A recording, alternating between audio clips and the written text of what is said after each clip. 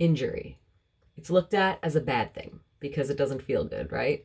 But what the body actually does when it's injured is it feels the pain, it detects the injury site, and your cells go right into healing mode, creating newer, healthier cells that will work with your body rather than just sit there like a lump of raw, open tissue.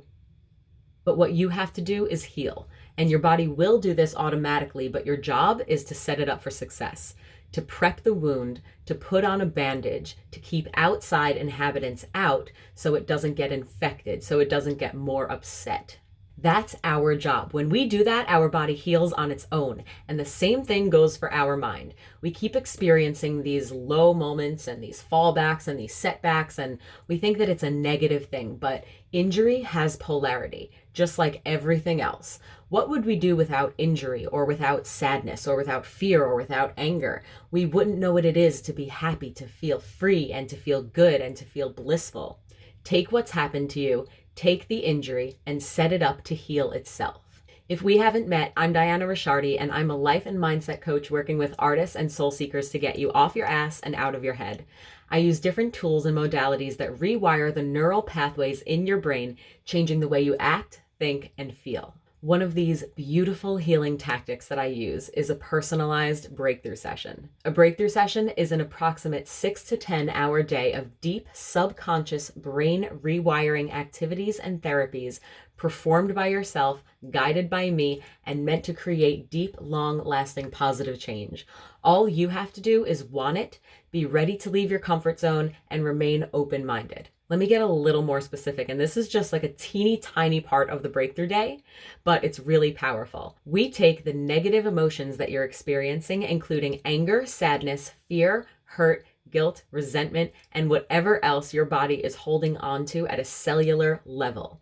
We go back to the root cause, the first time you ever felt these negative emotions, and we relearn. We are reminded on how to feel in similar instances, because it goes like this, right? We experience fear for the first time, which what is fear really? Because we all have a different reference for fear. But something in the beginning of our lives usually scared us, and we felt a feeling. Then the next time something scares us, we feel that similar uh-oh feeling, even if the next time isn't as serious as the first. So let me elaborate. So for example, maybe the first time you experienced fear, maybe you were in a car accident as a child or had a life-threatening instance, and you felt fearful. And then another time you felt fear was when you were going up to a pretty girl at the bar. Even though those situations don't even compare to each other and only one of them is actually dangerous, your mind and body connects the two because of the similar feeling of fear and treats the talking to the girl situation as a life or death instance, leaving you paralyzed and unable to do it, not being able to go out and bring yourself to actually do it, as if it's going to absolutely kill you if you fail. In this situation, it's not the talking to the girl that you're afraid of, it's the car accident. You just don't realize it. You don't realize that you're making the connection. And isn't that ridiculous that the very scary, life-threatening feeling of fear that we feel when we get into an accident could send off the same internal alarm bells, evoking the same life-threatening feeling when we go up and talk to an attractive stranger? Stop letting one instance control the rest of your life experiences. When we crumble the bottom part or the foundation of a house or a tower, everything else above it falls away, right? The bottom part is keeping it up. This bottom part is the first learning, the first feeling. Something cannot exist without a reference. Nothing can exist without a reference, including a feeling. So when we eradicate the foundation, anything left, the rest of the fear, the rest of the hurt, the rest of the anger, etc., crumbles. It has nothing to hold on to except for the lessons. I used to say that breakthrough sessions were like 10 years of therapy in one day, but now I realize that what you get from a breakthrough session, you couldn't possibly get from therapy, because this isn't conscious mind talk therapy. This is subconscious mind and body integration on a cellular level.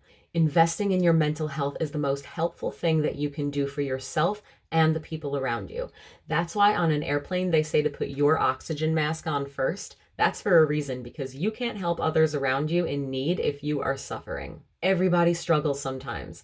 Just because a doctor gives you a label based on your symptoms that you give them doesn't mean that you are a prisoner of that label forever. And listen, I'm not saying that there aren't loads of doctors out there who know their shit, but what I am saying is that many Western medicine doctors only go by what you tell them when diagnosing you with a mental illness and cross-reference it to an ancient textbook. But you literally have the power to rewire the neural pathways in your brain to feel, act, and think differently over time. You are not a slave to your thoughts, to your emotions, and certainly not to a diagnosis. It's okay to ask for help. It's okay to be vulnerable. Human connection and connection to the self at the end of the day is all that matters. So let's connect and get you connected back to yourself and the beauty that surrounds you. Peace.